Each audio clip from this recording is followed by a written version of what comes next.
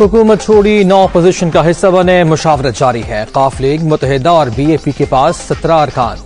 हमारे नंबर शामिल होंगे तो ही अपोजिशन की पोजीशन बेहतर होगी। पीटीआई के 10 या 12 अरकान भी हमसे मिले थे जो हिज़्ब इख्तिलाफ के पास महफूज हैं। चौधरी परवेज इलाही की नुक्ता नजर में गुफ्तगू।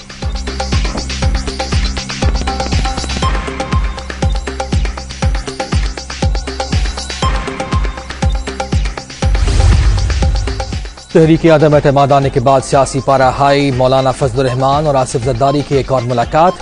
हुकूमती इत्तेहादियों के साथ मुशावरत और लॉन्ग मार्च पर तबादला ख्याल।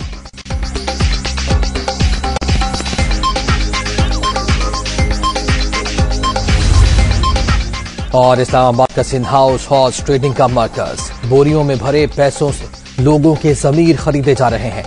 20-20 करोड़ में बोली लगाई जा रही है। आने वाले दिन फैसला कुन। तीनों चूहों का शिकार करके दिखाऊंगा, वजीर आजम की ललकार।